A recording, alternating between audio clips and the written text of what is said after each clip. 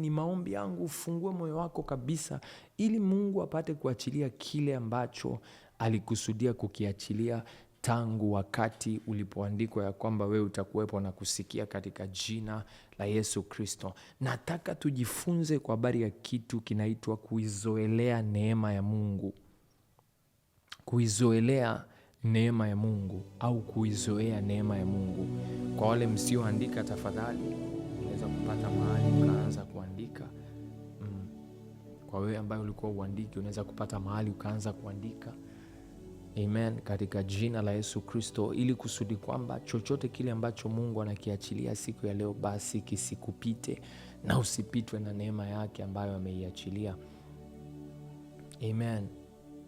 Neno la Mungu linasema hivi kwenye kile kitabu cha Tito 2 mstari wa 11 mpaka wa 12, anasema maana neema ya Mungu iwaokoayo wanadamu wote imefunuliwa.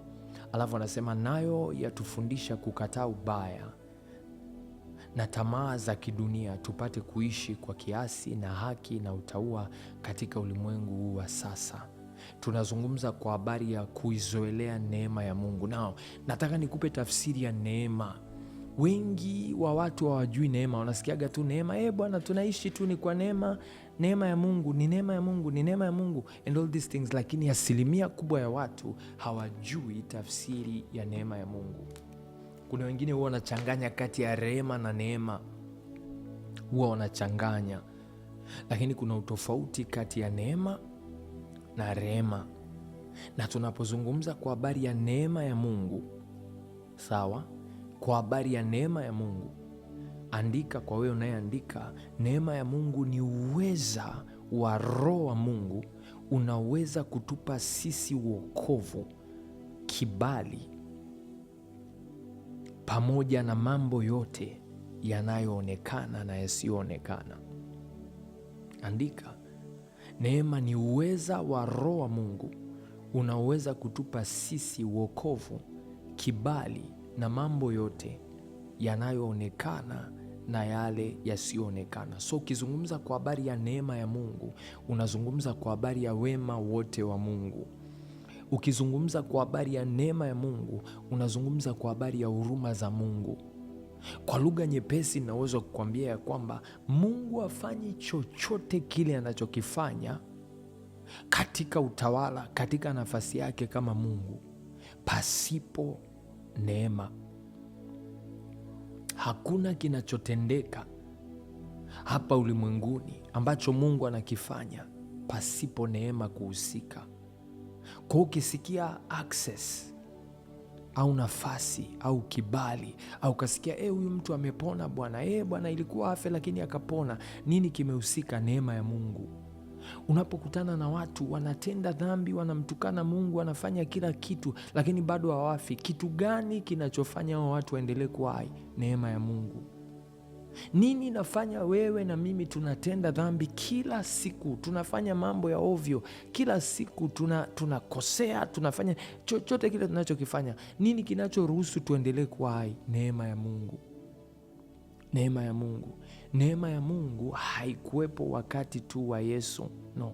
Neema ya Mungu imekuweko tangu kuwepo kwa Mungu. Kwa hiyo katika umilele wote neema ya Mungu imekuwepo. Kwa nini? Kwa sababu neema ya Mungu inaambatana na tabia yake ya kwamba yeye ni mwema, yeye ni mwenye huruma, fadhili zake zinadumu milele. Yuko hivyo. Kwa tunapoongelea kwa habari ya neema ya Mungu, karida baskepeliadishka eria mando robosketeliavada, karibu Roho Mtakatifu tusaidie, tufundishe. Tunapoongelea kwa habari ya neema ya Mungu, tunaongelea kwa habari ya ule wema wote wa Mungu ambao hakuna awaye yoyote aliye nao. Hakuna roho yoyote yenye neema au inaweza kuwa na neema. Unaposikia Mungu amejaa neema, ni kwa sababu ndivyo alivyo, ni asili ya Mungu. Kwa popote pale ambapo Mungu anatenda mema, ni asili yake. Nini kinasababisha hayo mambo yote? Neema yake. Nao kuna kitu, wakati najiandaa kuja kufundisha, Mungu akaniuliza, akaniambia, what would you do if you were all powerful? Kitu gani ambacho ungefanya ungekuwa na nguvu zote, mamlaka yote, ya kwamba wewe ndio ungekuwa na uweza wote duniani, kitu gani ambacho ungefanya? Na nikasema okay, hili swali nitaenda kuwauliza watu wangu ambao tunapata nafasi ya kushirikishana kwa habari ya neema ya Mungu. Nitawauliza, nini ungefanya ukiwa wewe ndio una nguvu zote, ya kwamba unafika pale hospitali wewe unaumwa, afu ukifika hospitali wewe ndio unayeumwa, kuna wagonjwa wengine ambao wamekutangulia, alafu wewe unaumwa, ila wewe ndio una nguvu zote, ya kwamba una uwezo wa kuwahamisha wote kwenye line, ukawaambia haya, tokeni, ni zamu yangu ya kutibiwa. Nini ungefanya? Ungekaa kwenye mstari, kwenye foleni, licha ya kuwa una nguvu zote? Nini ungefanya watu wanapokuudhi, watu wanapokukera, watu wanapokutamkia maneno mabaya na wewe una nguvu zote? Vitu gani ambavyo ungekuwa unavifanya pale ambapo wewe ndio mwenye nguvu zote? Ndipo Mungu akaanza kunifundisha kwa habari ya neema yake. Akaniambia, unaona wema nilio nao, neema yangu ipo na imefunuliwa kwa watu, kwa sababu mimi ni Mungu. Hakuna mwingine awaye yoyote anayeweza kuwa na neema. Mimi peke yangu ndiye ninayewapa watu neema. Kwa nini? Kwa sababu mimi ni Mungu. So Mungu anabaki kuwa Mungu kwa sababu ya neema yake.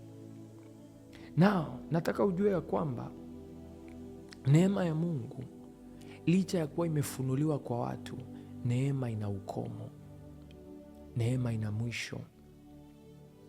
Kuna mahali ambapo Mungu anafika hatua anafunga neema yake, na hatua ya neema kufungwa ni hatua ya mwisho kabisa, kwa sababu neema inapofungwa ina maana ni mlango wa neema umefungwa. Ni pale ambapo mwanadamu ameshindikana na imefika hatua sasa hawezi tena kusaidika. That is the last stage of the grace of God to be revealed, ile hatua ya mwisho.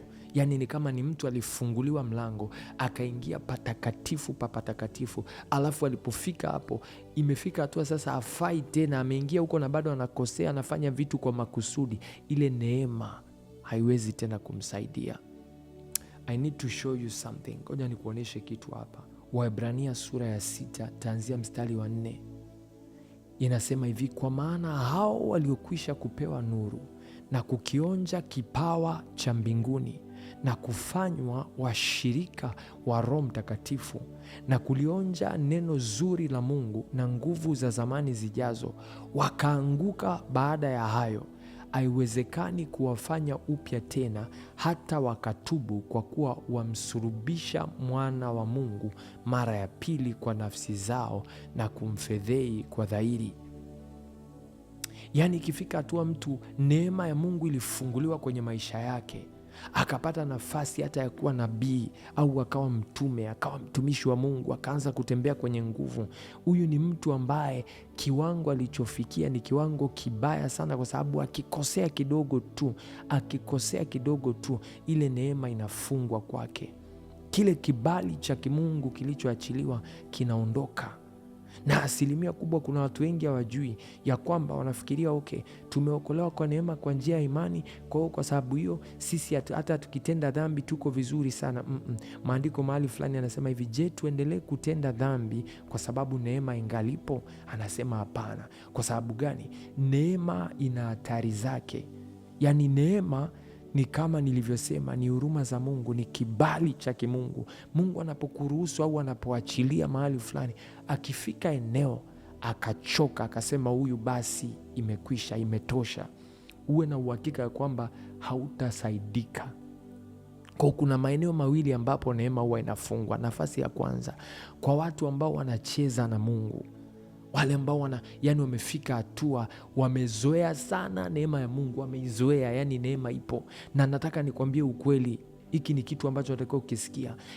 Sehemu kubwa sana ya watu ambao neema ya Mungu itawakataa na watashangaa sana neema ya Mungu imeanzaje kuwakataa, ni watu walioko kwenye makanisa. Makanisa tunachezea sana neema ya Mungu. Mungu alipoanza kunifundisha hiki kitu, nimeingia kwenye toba haraka sana. Kupita unavyoweza kufikiria. Ngoja nikwambie kitu. Unaona hivi tunavyozungumza na wewe sasa hivi, hiki ninachokufundisha sasa hivi usingekisikia kama si neema ya Mungu. Narudia tena, hiki unachokisikia sasa hivi hausingekisikia kama si neema ya Mungu. Narudia tena, hivi unavyoenda kanisani Jumapili unapata nafasi ya kusikia neno la Mungu kabisa. Kuna watu laiti kama wangesikia kama wewe wanavyosikia, wangetubu, wangesema Mungu tusamee, hatukupata mtu wa kutuambia kwa habari ya hiki kitu. Kwa ile neema inavyofunuliwa, imefunuliwa kwa watu wengi sana, especially watu wa makanisa. Wanasikia kila siku na wanaigeuza kuwa meme, yani ni vichekesho. Kwa asilimia kubwa ya watu ambao tunahudumu au tuko kwenye makanisa, tunaendaga kwenye makanisa, tunaongea, tunazungumza, tunasikia acheni dhambi, tubuni, fanyeni hivi, tunaenjoy, tunacheza, tunacheka, lakini hakuna msaada wowote wa kimungu ambao tunaupata. Kwa sababu gani? Tumefika hatua tumeizoea neema mpaka kupitiliza. Nisikilize, hacha nikusaidie. Neema ya Mungu haifunuliwi kwa watu waliookoka peke yake. In fact, hata watu waliookoka kabla hawajaokolewa, neema ilifunuliwa kwanza ndio wakaokolewa. Kwa lugha nyingine ni kwamba neema ilifunuliwa ndio watu wakaokoka. Pasipo neema ya Mungu kufunuliwa, watu wasingeokoka. Mimi na wewe tusingemjua Mungu. Anasema hawawezi watu kuja kwangu isipokuwa wamevutwa na Baba mwenyewe. Ina maana neema ilifunuliwa kwanza. So unapoongelea kwa habari ya neema ya Mungu, unaongelea kila kitu kinachohusu maisha yako. Tunapata pesa kwa neema, tunapata kazi kwa neema, tunaona ndoto, maono kwa neema, tunavuta pumzi ya uhai kwa neema, tunaishi kwa neema, tunakula kwa sababu ya neema ya Mungu. Kwa nini? Maandiko yanasema hivi, ni kwa huruma za Mungu hatuangamii. Ni kwa huruma za Mungu hatuangamii. Ina maana hatuna hata kitu kimoja kinachotufanya tustahili kuishi katika vipimo vya kimungu. Mungu akituangalia hivi hatustahili kuishi, lakini neema yake ndio inayoturuhusu tuendelee kuwa hai. Popote unapopita, kokote pale unapoenda, ukienda siku nzima, umeenda mahali, umetembea, umerudi uko mzima, unaporudi nyumbani ukiwa mzima, neema ya Mungu ndio imeruhusu uwe hivyo. Yaani ule uzima ni neema ya Mungu imefunuliwa. Kuna watu wanaangukiwa na ukuta. Mtu anaangukiwa tu na ukuta, hajafanya chochote, hajaugusa, hajauchezea, umemwangukia na amekufa.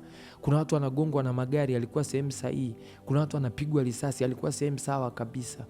Wewe umekuwa mzima katika kipindi na majira yote haya. Kwa nini? Neema ya Mungu. Unaenda mahali, unafungua biashara, hakuna anayekujua wala na hujaokoka wala hata sio muombaji. Nisikilize, nimesema hivi, neema ya Mungu ni wema wote wa Mungu, huruma zote za Mungu. Haijalishi uwe umeokoka au hujaokoka, ya kwamba unaenda unazini na unapanda madhabahuni, unahudumu, unafanya chochote kile unachokifanya na unarudi na bado ufi, haujafa. Ukienda kusoma maandiko yako utakutana na mtu mmoja anaitwa Uza. Aligusa sanduku la agano. Alipogusa tu sanduku la agano alikufa hapo hapo. Kitu gani kilimuua? Kilichomuua ni nini? Alikufa kwa sababu neema ya Mungu ilifungwa kwake. Hapakuwa na neema ya Mungu. Najuaje? Sanduku hilo la agano lilikaa kwenye nyumba nyingine kabla ya kupelekwa hapo kwa Uza. Lilikaa hapo kwenye hiyo nyumba ya kina Uza. Ilikaa miaka mingi, na muda wote iliyokaa alikuwahi kumuua. Ina maana ilikuwepo tu hapo. Nisikilize, unaona hivyo ulivyo, unaishi na roho wa Mungu yuko ndani yako. Unapotoka unasengenya, unadanganya, hauogopi. Unapoenda kusoma kwenye kile kitabu cha Matendo ya Mitume, I believe ni sura ya 5, sijui kama sio ya 6, sura ya 5 au ya 6, let me check here. Orabaske feliamanda raduske feliaba raduske tante ladia rabaske tefelianta. Asante Yesu kwa neema yako. Karabasate kafila ilafia lentos radishke palianda radusate veliate zarikle faraduza. Ile Matendo ya Mitume sura ya 5, ukianza kuanzia mstari wa kwanza utakutana na mtu anaitwa Anania na Safira. Anania na Safira walidanganya, wakasema kiwanja walichokiuza hawakukiuza kwa gharama ile. Ina maana wakasema hiki kiasi tulicholeta ndio chote.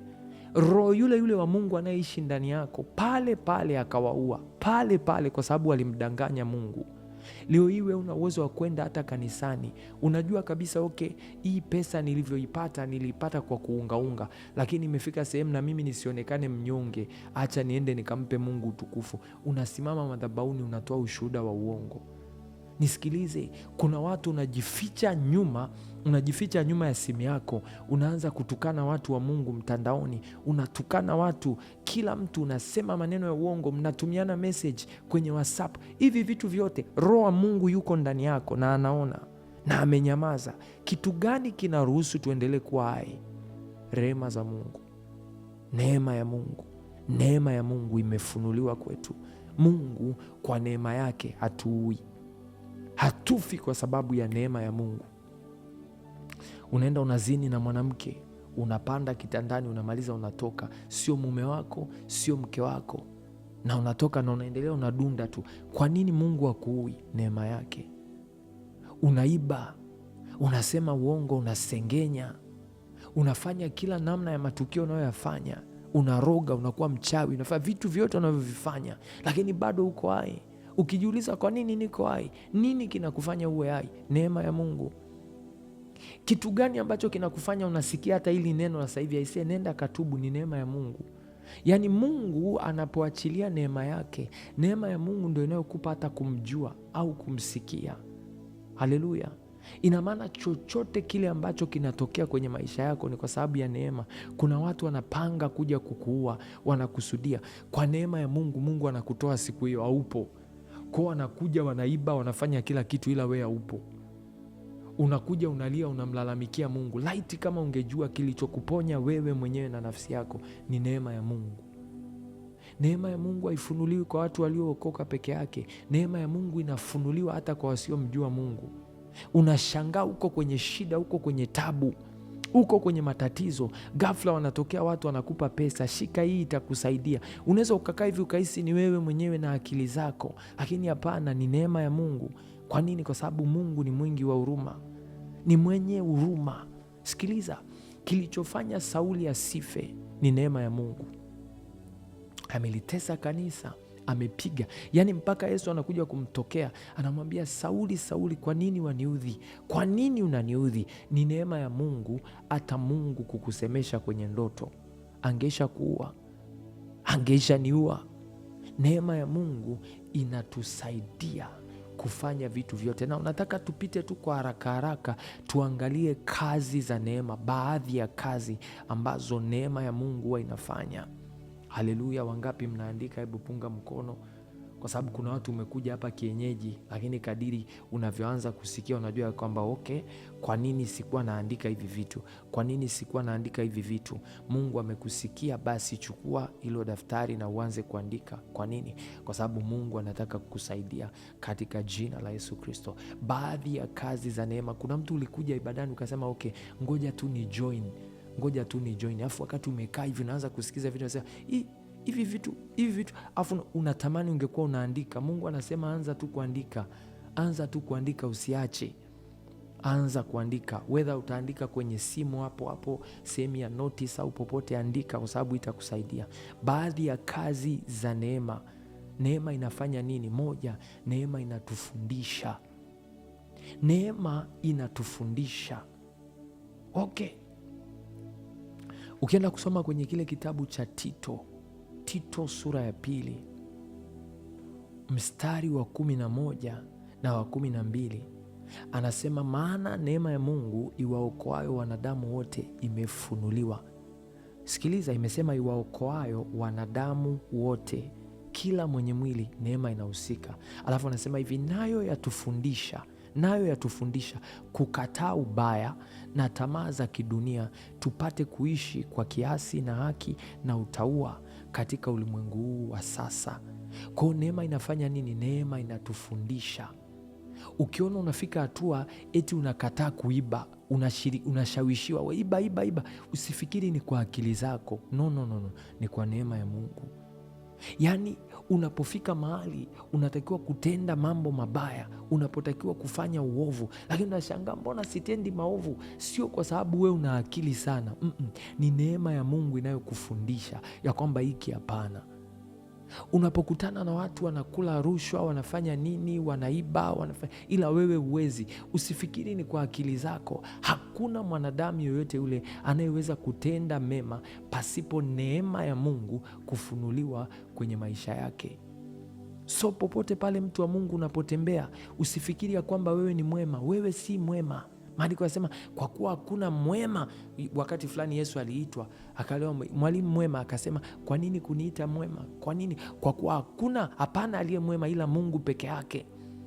Sio kwamba Yesu alikuwa anajikataa ya kwamba yeye sio Mungu. Ni kama alikuwa anamwambia huyu mtu, unaniita mimi Mungu na ndivyo nilivyo. Ikiwa unaniita mimi mwema, ina maana kwa lugha nyingine unaniita Mungu, kwa sababu hakuna aliye mwema ila Mungu. So unapofika hatua ukaona unawatendea watu wema, usifikiri ni kwa sababu wewe una roho nzuri. Kila mandoske velianta, kile kitabu cha Mwanzo sura ya 6. Asante Roho Mtakatifu. Father, we acknowledge your presence, we acknowledge your mercy, and we acknowledge your grace. Asante kwa ajili ya neema yako. Kile kitabu cha Mwanzo sura ya 6, nimesikia hapa haraka haraka nikupitishe hapo. Okay. Ule mstari wa 5, maandiko yanasema hivi: Bwana akaona ya kuwa maovu ya mwanadamu ni makubwa duniani, na ya kwamba kila kusudi analowaza moyoni mwake ni baya tu siku zote. Bwana akagairi kwa kuwa amemfanya mwanadamu duniani, akahuzunika moyo. Na angalia mstari wa 8, maandiko yanasema hivi: lakini Nuhu akapata neema machoni pa Bwana. Si kwa sababu Nuhu alikuwa mwema sana. Mungu akaifunua neema yake kwa Nuhu. Mungu akaifunua neema yake kwa Nuhu. Ameangalia wanadamu wote, kila wanachokiwaza moyoni ni kibaya. So usije ukakaaga ukafikiria eti wewe ni mwema sana kuliko jirani yako, eti wale wanaotukanana wenyewe ndio wabaya, wewe ni mwema. Hapana, neema ya Mungu imefunuliwa kwako, nayo inakufundisha kukataa ubaya na kutenda mema. Wewe sio mwema, mimi sio mwema. We are not good people, we are bad people, but the grace of God, neema ya Mungu ndio inayotufundisha kutenda tofauti. Kwa ukikutana na mtu anafanya vitu vya ajabu, nisikilize, usianze kumnyoshia kidole. Maandiko yanasema hivi: msihukumu, msije mkahukumiwa. Yamkini neema bado haijafunuliwa kwa hao watu katika viwango ambavyo imefunguliwa kwako. Leo hii kwenye makanisa utakuta watu wanatengwa, mtu anaambiwa kaa nyuma huko, we ni mjukuu wa shetani, kaa huko nyuma, shetani mkubwa. Unawezaje kuwa mwizi unafanya hivi? Nisikilize, the problem, tatizo sio huyo mtu.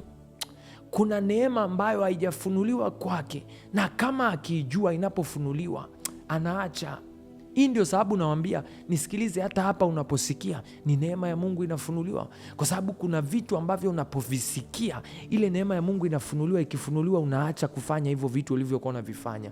Kitu gani kimetokea? Neema ya Mungu imefunuliwa kwako. Wewe sio smart, you are not smart kuliko wengine. Nisikilize, ukikuta una uwezo mzuri wa kutumia pesa, yani una mipango mizuri na nini na kila kitu, ni kwa sababu ya neema ya Mungu.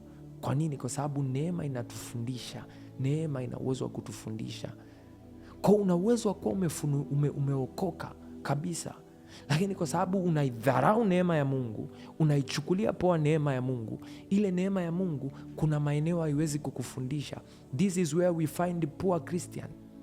Kumbuka nimesema neema ni roho, ni uweza wa Mungu unaoweza kutupa sisi wokovu. Ni uweza wa Mungu unaoweza kutupa sisi wokovu. Kwa lugha nyingine ni kwamba neema ya Mungu inapofunuliwa kwenye maisha ya mtu, huyu mtu anapata nafasi ya kufahamu mambo ambayo kikawaida asingeyafahamu. Sasa kwa nini Wakristo fulani wamekwama? Kwa nini wana maisha magumu? Ndio kitu ambacho tunakijadili leo, kuizoelea neema, na tutaona mambo yanayozuia neema ya Mungu huko mbele, tutaona. So namba 1, neema inafundisha. Ukiona mtu anatenda mema, mtu anafanya mambo mazuri, inafika hatua watu wanamwambia kwa kweli tumekutana na mtu mwema, tulifika mahali fulani tukakutana na mtu mwema. Kilichofanyika ni nini? Ni neema ya Mungu. This is why unaweza ukakuta kuna watu hawajaokoka lakini ni wema, wanatenda mema. Kitu gani ambacho kinawafundisha? Neema ya Mungu. ya kwamba ilipofunuliwa kwao, walipojua ya kwamba kutenda mema ni jambo zuri, wakaanza kutenda mema. Neema ya Mungu imefunuliwa kwao, maana neema ya Mungu iwaokoayo wanadamu wote imefunuliwa.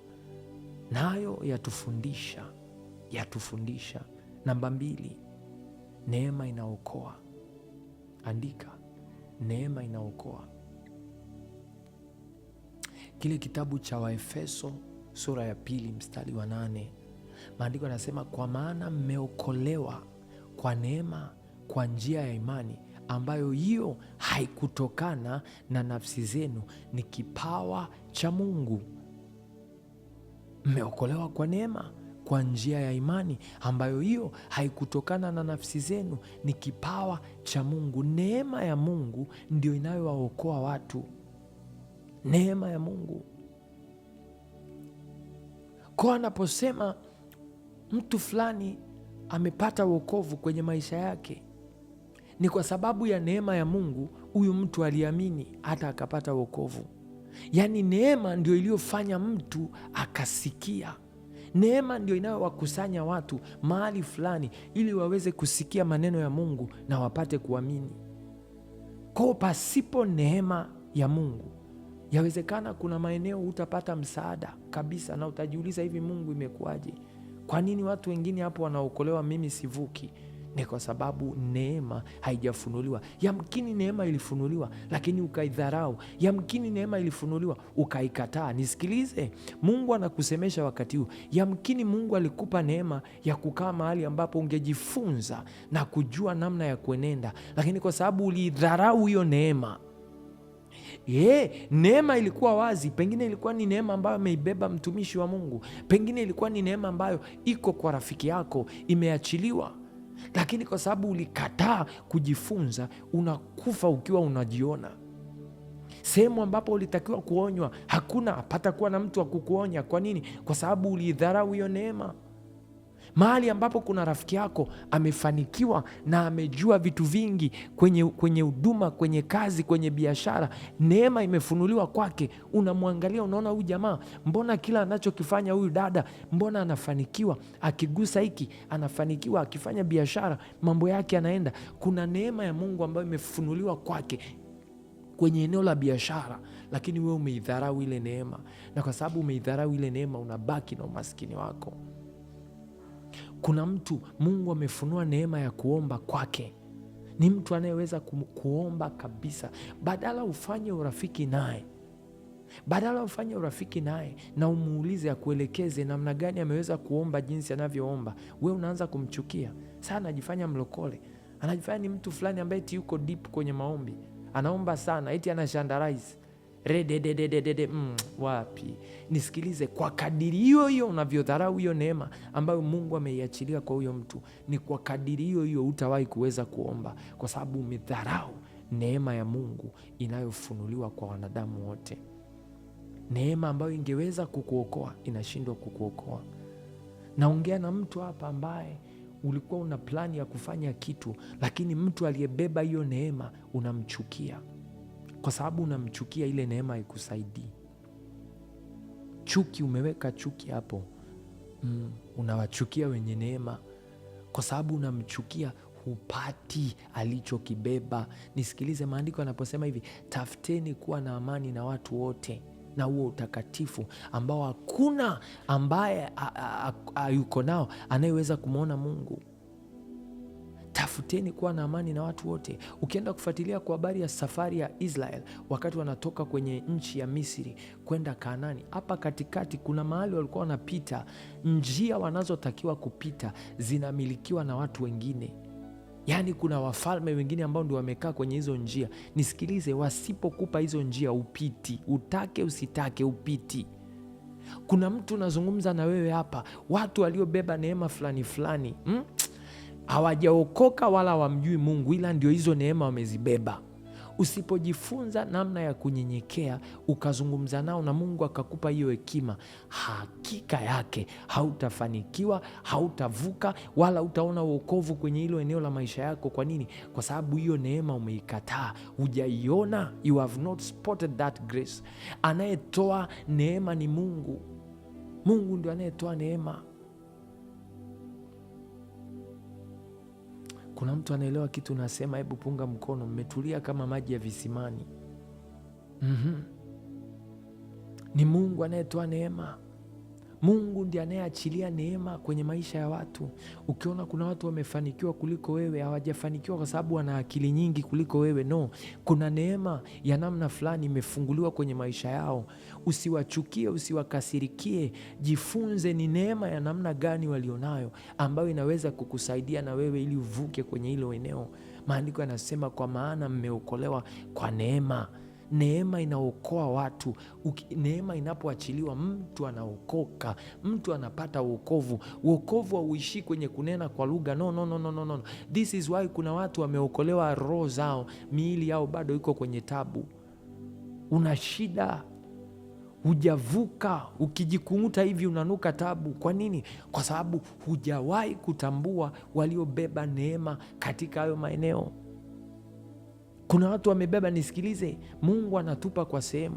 Kuna watu wamebeba neema za kiuchumi. Hii nakuhakikishia, wana neema za kiuchumi. Neema hiyo Mungu amewaneemesha kwa neema za kiuchumi. Wana uchumi mzuri kuliko wewe. Usipowatambua hawa watu, nisikilize, you will never receive. Kuna watu Mungu amewapa neema katika eneo la maarifa na hekima. Usipowajua hawa watu, you will fall, utaanguka. They carry grace for wisdom. Yani wanajua kitu gani kifanyike. Maandiko anasema hivi, una kabila moja la Israeli, walikuwa wanaitwaje? Kwa nini hili jina limenitoka? Anasema hawa watu walikuwa na uwezo wa kujua mambo ambayo Israeli imewapasa kuyatenda. Walikuwa na hiyo neema. Wao ndio wamebeba, wana wa Isakari. Asante mtumishi wa Mungu. Wana wa Isakari ambao walikuwa wanajua mambo gani wayatende kwa ajili ya Israeli. Wanajua Israeli wanatakiwa kufanya nini. Kwa lugha nyepesi kwamba wamebeba neema. Wamebeba neema ya kujua nini wafanye. Ukianza kuwachukia, wewe usio na hiyo neema, utabaki kwenye vifungo ulivyo navyo. Kuna watu wamepewa neema za uimbaji. Nisikilize, anajua kuimba, anajua tu, ana hiyo neema. Hiyo neema ndio alionayo yeye, ndio kaibeba. Kuna watu neema walionayo ni ya kukusanya watu. Kuna watu neema walionayo ni ya kuzungumza vizuri. Yaani wewe ukiongea unaharibu. Na usipojua hawa watu waliobeba neema za kusema vizuri, nisikilize, utakuwa kila siku unaenda wewe mwenyewe ukiongea. Watu wanasema huyu naye anaogeaga pumba. Yaani kila ukija wewe. Laiti kama utawajua watu waliokuzunguka, waliobeba neema fulani, ukawa unasema mimi sijuagi kuongea, wewe twende ukaongee. Nisikilize, Haruni alikuwa amebeba neema ya kuzungumza, anajua kuongea. Musa amebeba neema ya nguvu za Mungu, anajua namna ya kucommunicate, kuongea lugha ya Mungu, lakini kuongea lugha ya kawaida hajui. Akiongea maneno mawili tu kwamba nyie mtaona cha kuona, hajui kuongea. Lakini Haruni amepewa lugha nzuri ya kuzungumza na wazee, lakini pia ya kuzungumza na hawa watu wengine. Anajua, Mungu amempa neema, ni msemaji mzuri. Sasa kama usipotambua hiyo kazi ya neema, hautaokoka. Haleluya, kuna mtu anaelewa kitu nasema? Namba tatu, neema inafanya kuwa. Maandiko yanasema kwenye kile kitabu cha Wakorinto wa kwanza sura ya 15 ule mstari wa 10. Wakorinto wa kwanza sura ya 15 mstari wa 10 anasema, lakini kwa neema ya Mungu nimekuwa hivi nilivyo, na neema yake iliyo kwangu ilikuwa si bure, bali nalizidi sana kufanya kazi kupita wao wote, wala si mimi, bali ni neema ya Mungu pamoja na mimi. Nisikilize mtu wa Mungu, umeelewa kitu nimesema? Neema inafanya kuwa. ya kwamba neema ya Mungu ina uwezo wa kumchukua mtu asiyefaa. Neema ya Mungu ina uwezo wa kumchukua mtu ambaye ukimwangalia afananii na kile kitu ambacho anakifanya, lakini neema ya Mungu inamchukua, inamtengeneza, inamfanya. Na hiki kitu, nisikilize, hakiko kwa waliookoka peke yake. Mungu ana uwezo wa kumchukua hata mtu asiyefaa kutoka chini mavumbini, akamtengeneza, akamfanya kuwa mtu wa maana katika taifa lake. Mungu hufanya marais wa nchi, Mungu hufanya wakuu wa nchi, Mungu hufanya matajiri, Mungu hufanya watu wote kwa kadiri ya neema yake. This is why kanisani watu wamebaki kwenye hali walizonazo. Kwa nini? Kwa sababu wanaidharau, wameizoea neema ya Mungu, hawajajua kitu ambacho neema inaweza kufanya. Haleluya! Hawajui what the grace of God can do.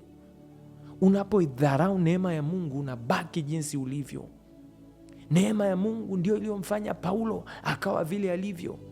Kuna watu unaweza ukawaangalia ukasema, huyu mtu amejuaje hivi vitu vyote alivyovijua? Kitu gani kilimsaidia? Neema ya Mungu ilikuja ikamchukua, ikamtengeneza, ikamfundisha. Nimesema neema inafundisha. Ikamchukua, ikamtengeneza, ikamfanya kuwa hivyo alivyo. Ya kwamba unaweza ukakutana na mtu ambaye hakuwa anafaa kabisa, ukajiuliza, wewe nini kilikutokea? Ghafla ni tajiri, mfanyabiashara, amekuwa mfanyabiashara mkubwa. Ukajiuliza, wewe ilikuwaje? Akakwambia ni neema tu. Nisikilize, pengine anaisema kwa wepesi, hata yeye mwenyewe haelewi, lakini leo ndio nakujulisha ya kwamba neema ya Mungu inao uwezo wa kumfanya mtu kuwa, inao uwezo wa kumfanya. Mungu anapotaka kuwafanya watu kuwa vile anavyotaka, neema yake ndio inayofanya, kwa sababu hakuna anayestahili. Hakika yake hakuna anayestahili, ni neema ya Mungu inayowastahilisha watu. Kwa nini watu kwenye makanisa wako jinsi walivyo? Our move, they don't grow. Ni kwa sababu wanaidharau neema ya Mungu. Wamepata nafasi ya kuijua neema ya Mungu, wamepata nafasi ya kuiona neema ya Mungu, wakaidharau. Na kwa sababu waliidharau, they remained the same, wakabaki vile walivyo. Mtu wa Mungu, ukiidharau neema ya Mungu unabaki pale pale. Ukiidharau neema ya Mungu, kwa sababu neema ya Mungu ni roho, unabaki hivyo hivyo hivyo hivyo hivyo hivyo. Neema ya Mungu ina uwezo wa kukufanya wewe kuwa chochote kile ambacho kiko kwenye mpango na makusudi ya Mungu. Lakini ukiikataa neema hiyo, neema ukiidharau, inapoanza kukufundisha, unaikwepa, unatafuta njia zako wewe mwenyewe, uwe na uhakika ya kwamba maisha yako yatakuwa mabaya, utaharibikiwa na hautapata msaada. Neema ina uwezo wa kufanya. Lakini kwa neema ya Mungu nimekuwa hivi nilivyo, na neema yake iliyo kwangu ilikuwa si bure, bali nalizidi sana kufanya kazi kupita wote. Nini kinafanyaga watu, unakuta huyu mtu ni bora kuliko wengine, asema wewe umewazidi watu wote, wewe umekuwa bora. Ni neema ya Mungu, neema ya Mungu.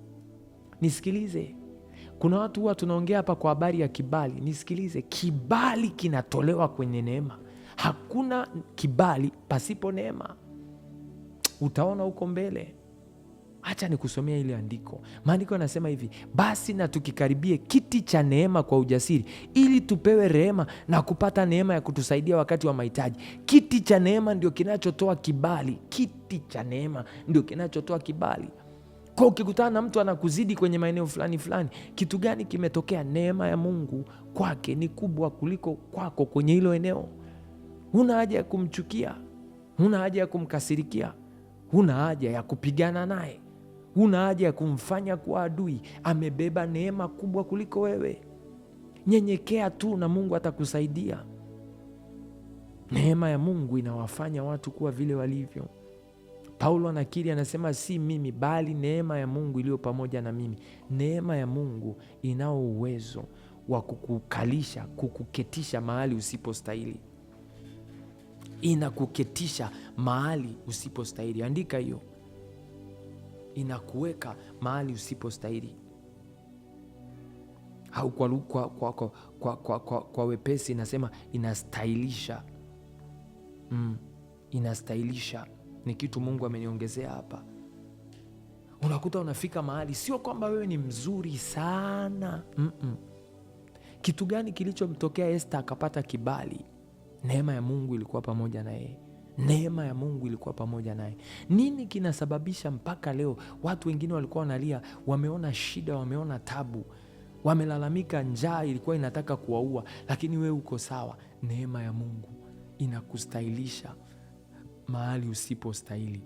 Yaani unakaa hivi unaangalia mahesabu yako, unaangalia mbona mimi nilikuwa situmie hela vizuri. Nini ambacho kimekufanya uwe hapo ulipo? Neema ya Mungu imekustahilisha kuendelea kupokea kazi nzuri, kuendelea kukaa kazini mahali ambapo ustahili kabisa. Neema ya Mungu inakuletea wateja ambao hukustahili kuwa nao, sio kwa sababu wewe unafanya biashara nzuri kuliko wengine. Neema ya Mungu imekustahilisha mahali usikostahili. Neema ya Mungu, neema ya Mungu. Kuna watu wengine kwa sababu waliheshimu neema ambazo zimebebwa na watumishi wa Mungu, zile neema zikaanza kufanya kazi kwenye maisha yao, wakaanza kustahilishwa mahali wasipostahili.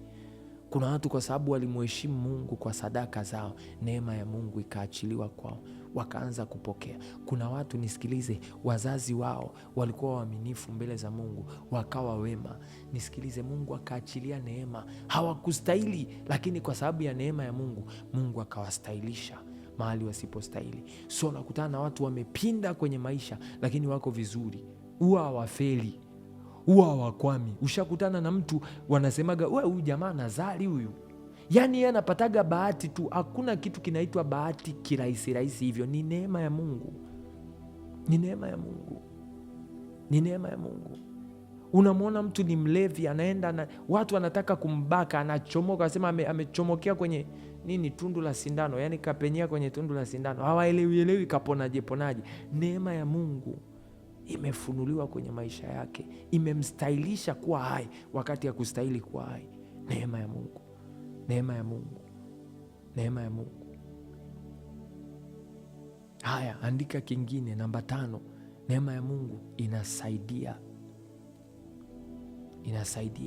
Waebrania 4:16. Waebrania 4:16 anasema, basi na tukikaribie kiti cha neema kwa ujasiri, ili tupewe rehema na kupata neema ya kutusaidia wakati wa mahitaji. Nisikilize, unaposema msaada wangu Mungu ni kwako wewe, Mungu ndio msaada wangu, wewe peke yako ndio unaweza kunisaidia. Kitu gani unachosema? Unaomba neema ya Mungu ingilie kati, unaomba neema ya Mungu ikusaidie, unaomba neema ya Mungu ije ili upate kupokea kile ambacho kikawaida usinge kistahili. Neema ya Mungu, neema ya Mungu inaweza kukusaidia katikati ya machozi, katikati ya maumivu yako, mahali ambapo unajua kabisa mimi nimetenda dhambi. Unakikaribia kiti cha neema, unaomba rehema za Mungu. Mungu ni rehemu, Mungu ni rehemu. Mungu anaachilia neema inayokuja kufanyika kuwa msaada, anakutoa. Watu wanatoka kila mahali kuja kukusaidia. Kitu gani ambacho kimetokea? Neema ya Mungu imefunuliwa kwako kama msaada, na inapofunuliwa kwako kama msaada, inakusaidia wewe kutoka katika situation, kutoka katika hali mbaya uliokuwa nayo. Neema inasaidia. Namba 6 sasa, neema inatoa kibali. Neema inatoa ruhusa, inatoa kibali. Yaani ukisikia Mungu amemkubali mtu fulani au Mungu, ni kwa sababu ya neema. Mungu hashughulikagi na watu, hashughuliki na watu isipokuwa kwa neema. Nisikilize, tangu zamani Mungu ili azungumze na watu, you need to know neema au kiti cha neema kiko mahali gani. Help me Holy Spirit, nisaidie Roho Mtakatifu. Asante Yesu.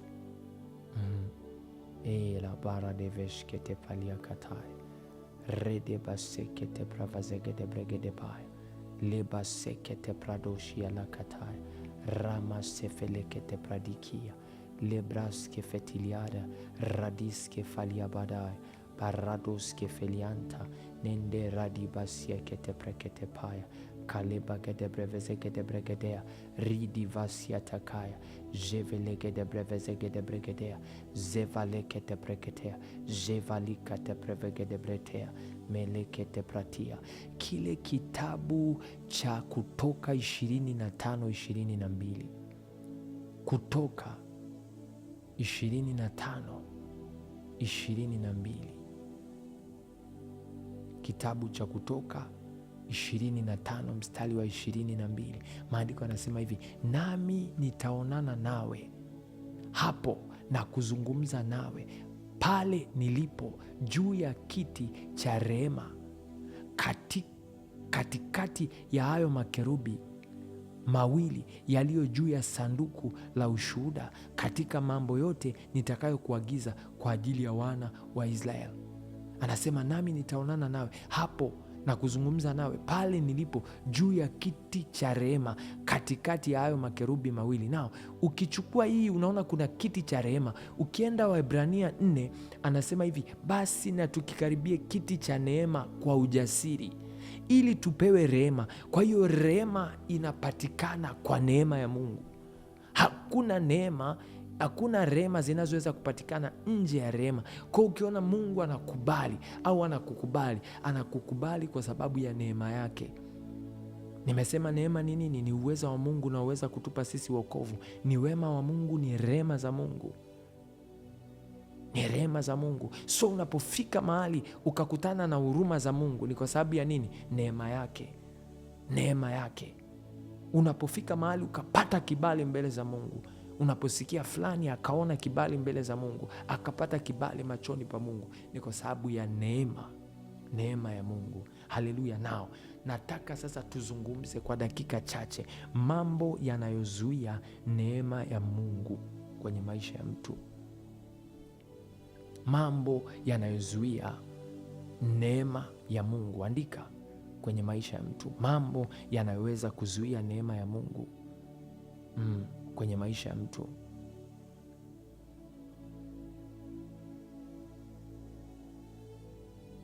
Namba 1, roho ya mazoea.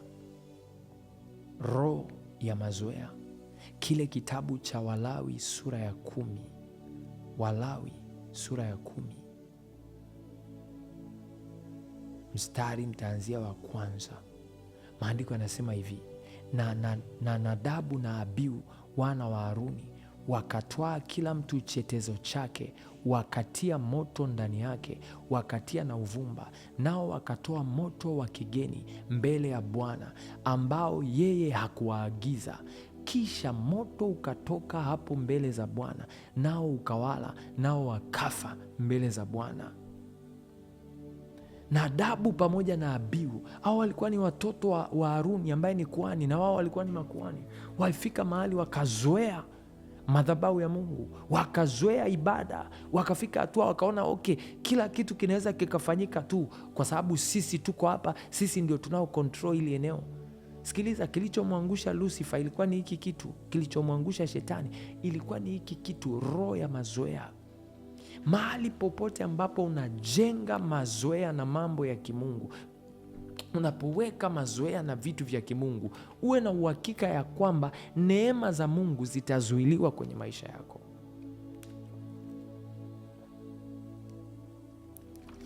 Unatoa sadaka kwa mazoea, fanya ibada kwa mazoea, unasali kwa mazoea, unaahidi ahadi za mbele za Mungu kwa mazoea, unashuhudia uongo, mazoea, umezoea tu. Yani kila kitu chochote kinachohusu mambo ya Mungu wewe unafanya kwa mazoea.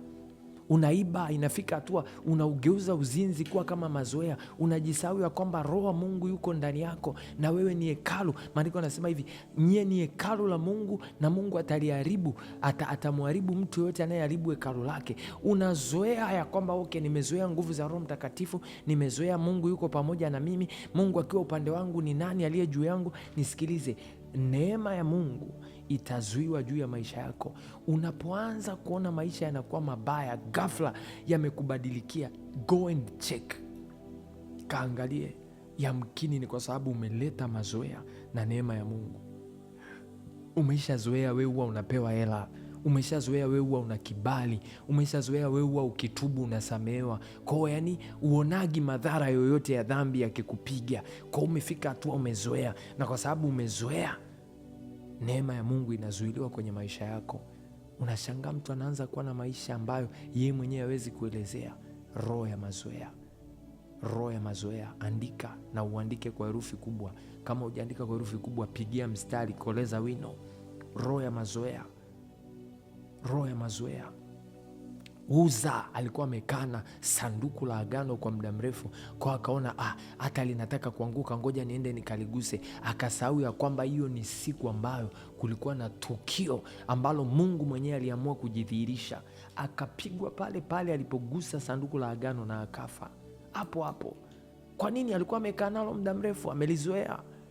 Nisikilize, Mungu anazizuia neema zake pale ambapo unazizoea wewe.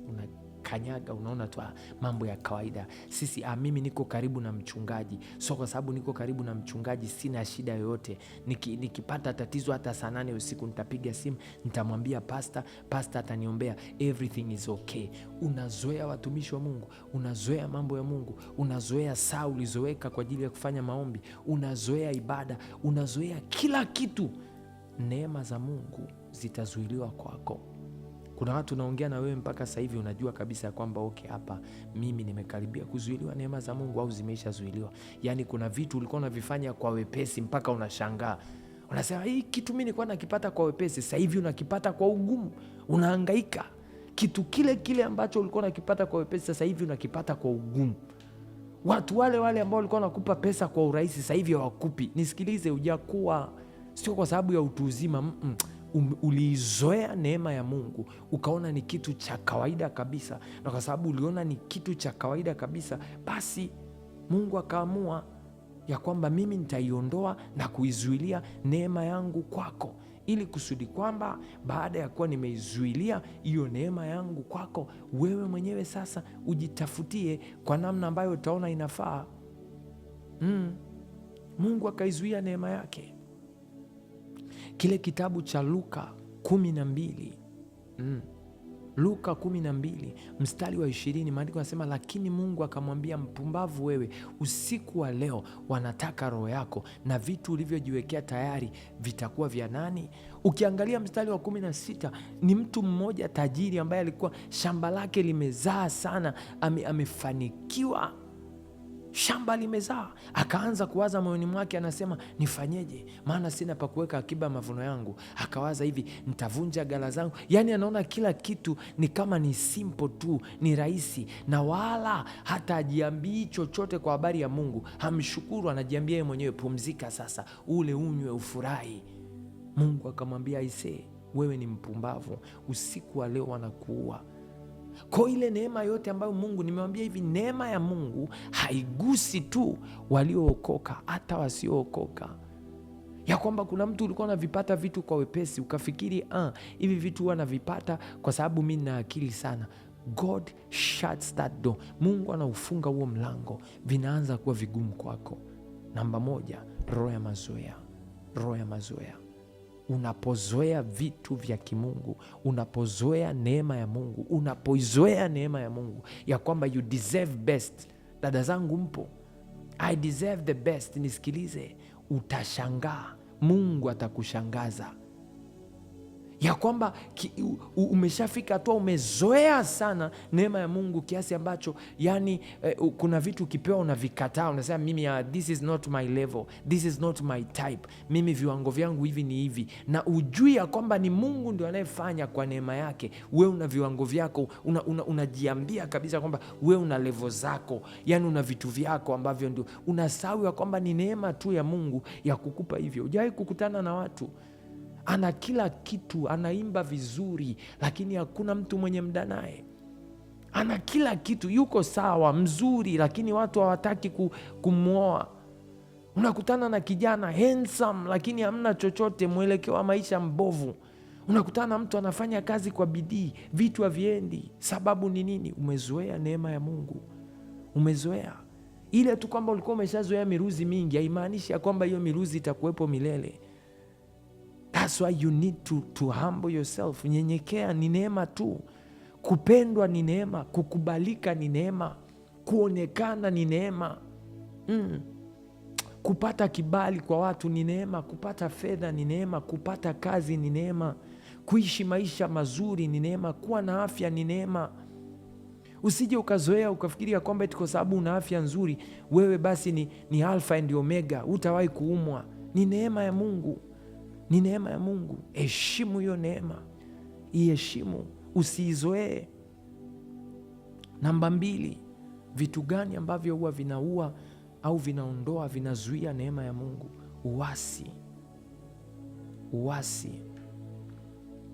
Uasi. Au kutokutii.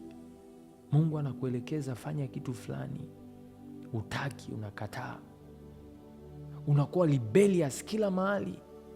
Watanifanya nini? Utaniambia nini? Mimi niko kwenye hii huduma kwa miaka 50. Ukiwa na hivyo vitu, neema ya Mungu, sikiliza, neema ya Mungu inaweza kuwa imefunguliwa kwako au imefunuliwa kwako kwa sababu kuna watu wa Mungu ambao unawahudumia kwenye hilo eneo. Siku utakapojiinua na ukaasi, ndio siku ambayo hiyo neema ya Mungu itazuiliwa kwako. Kwa nini? Kwa sababu ulichokifanya ni uasi. Kwa ile neema ya Mungu ambayo ilitakiwa kuwa ina flow kupitia wewe kwenda kwa watu wengine inakatwa. Unashangaa ghafla, vitu gani vinatokea? Neema ya Mungu imezuiliwa kwako kwa sababu ya kutokutii, kwa sababu ya roho ya uasi, kwa sababu ya roho ya uasi. Unapoasi, unaasi uongozi, unaasi kanisa, unaasi kazini, unakuwa ni mtu fulani rebellion, unaasi viongozi wako wa kitaifa, wa nchi, unaasi kila mahali. Yani wewe ni mwasi tu, kogo kwenye kubishabisha kila kitu, wewe ni kusumbuana na watu. Mme wako mwasi, unamsumbua, yani kila maeneo wewe ni msumbufu, unasumbua tu everywhere, una roho ya mashindano, unabishana. Neema ya Mungu huwa inazuiliwa kabisa, inazuiliwa kwako. Kwa nini? Kwa sababu Mungu huwa anapinga watu wanaoasi, watu wanaoasi. Namba 3,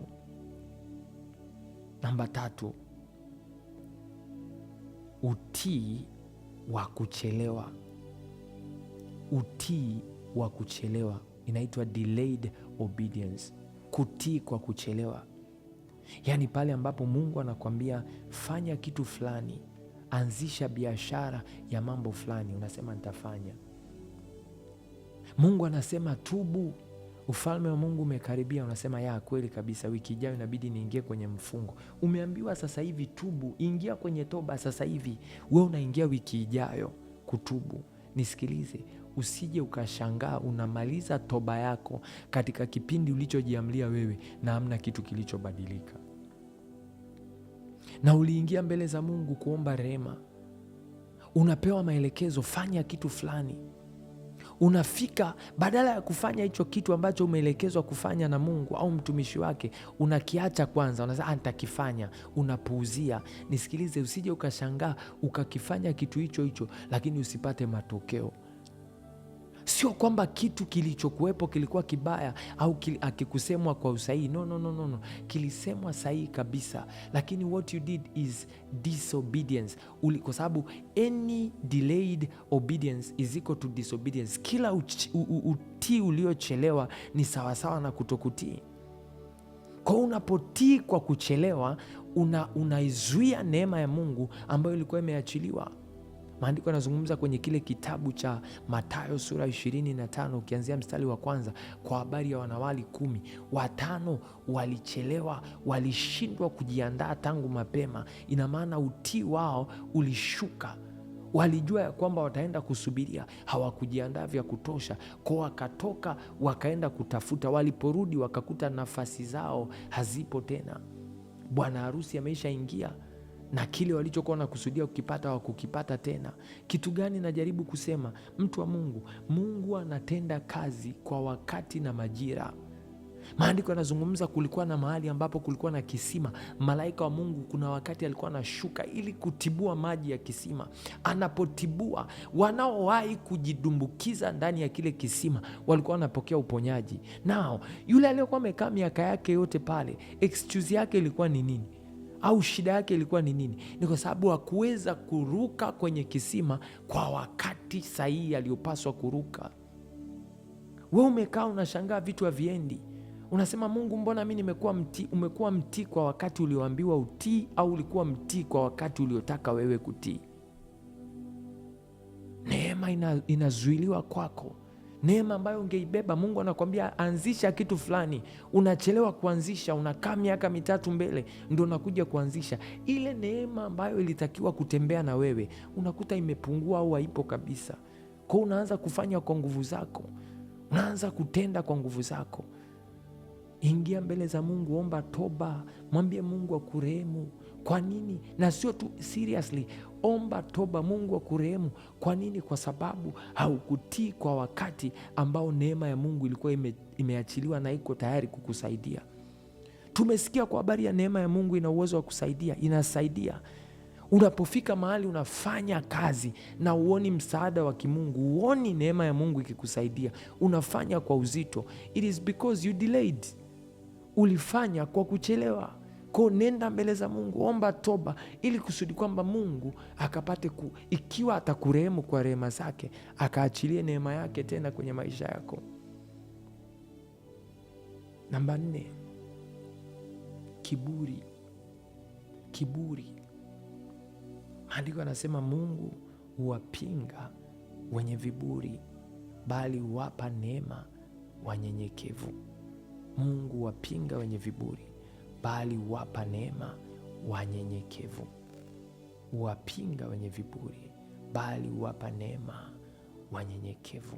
Mahali popote pale ambapo unaona kuna mkono wa Mungu kama unakuzuia hivi, ina maana neema za Mungu zimezuiliwa kwa sababu ya kiburi. Kwani itakuwaje bwana? Wanajiona wenyewe ndio wenyewe, sio kitu wala nini. Unafika mahali unasema yule anajiona naye amefanikiwa sana.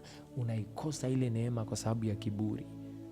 Unashindwa kunyenyekea tu, kavumilia tu, ili kusudi kwamba hiyo neema na yenyewe ianze kutenda kazi kwenye maisha yako.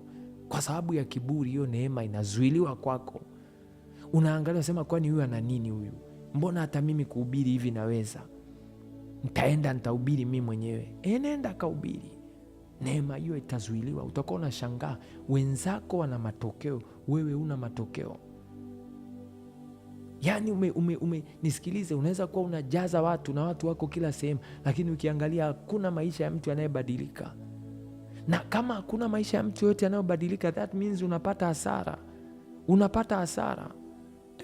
Unapata hasara. Maandiko yanasema hivi, watakaopanda kwa mwili sawa, wanaopanda katika mwili watapata hasara, lakini watavuna uharibifu, lakini wanaopanda katika roho watavuna nini? Uzima. Ina maana unaweza kuwa unapanda na ukahisi unapanda, kumbe upandi, unapata hasara. Kwa sababu ya nini? Kiburi. Unaweza kuanzisha biashara yako mwenyewe kwa kiburi, kwa kutaka kushindana na wale ambao wamebeba neema. Wasema, na mimi mbona naweza kuanzisha cha kwangu na kikafanikiwa, naenda na mimi kuanzisha. Uwe na uhakika ya kwamba you will fall, utafeli hata kama umeanza vizuri. Kwa nini? Kwa sababu Mungu anawapinga wenye viburi. Neema ya Mungu inazuiliwa kwako. So utakuwa unafanya sana kwa kutumia nguvu zako. Miaka 10 baadaye unashangaa wewe umechoka, wenzako wanapeta.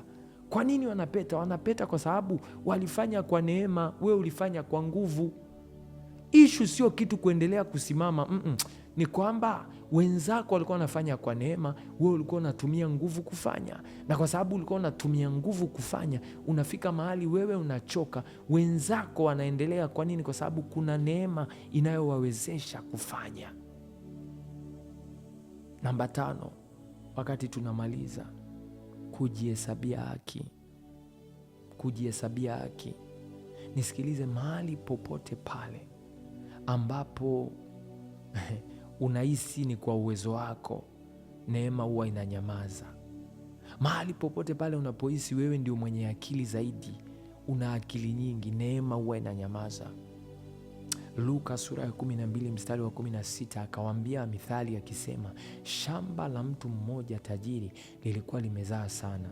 Akaanza kuwaza moyoni mwake akisema, nitafanyeje? Maana sina pa kuyaweka akiba mavuno yangu. akasema nitafanya hivi, nitazivunja ghala zangu nijenge nyingine kubwa zaidi, na humo nitaweka nafaka yangu yote na vitu vyangu.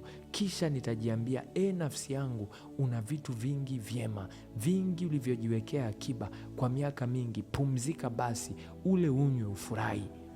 Mstari wa 20 unasema, lakini Mungu akamwambia, mpumbavu wewe, usiku wa leo wanataka roho yako, na vitu ulivyojiwekea tayari vitakuwa vya nani? Kuna mtu uko hapa unanisikiliza, umefanya kazi, unasema mimi ni hasla, naaso bwana, mi napiga kazi ndugu yangu, napiga kazi kweli kweli. Yaani ukichukulia watu hapa ambao mi huwezi kunitoa kati ya watu, unajihesabia haki ya kwamba wengine wote hawafanyi kazi, wewe ndio unajua sana kufanya kazi. Nimesema hivi, neema ya Mungu inatenda kazi hata kwa wasiomjua, inatenda. Ni neema ya Mungu, hatuangamii.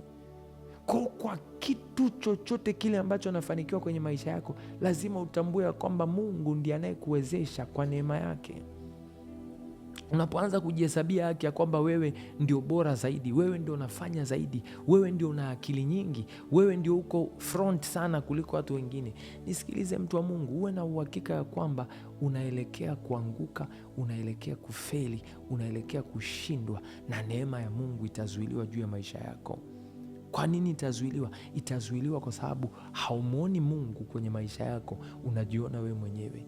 Unapohubiri unaona ni wewe ndio mwenye uwezo wa kuhubiri, unaona wewe ndio ni mkufunzi wa chuo, unaona wewe ndio umeshika maandiko, unaona wewe ndio wewe ndio kigoli, uko sawa, wewe ndio una mapungufu.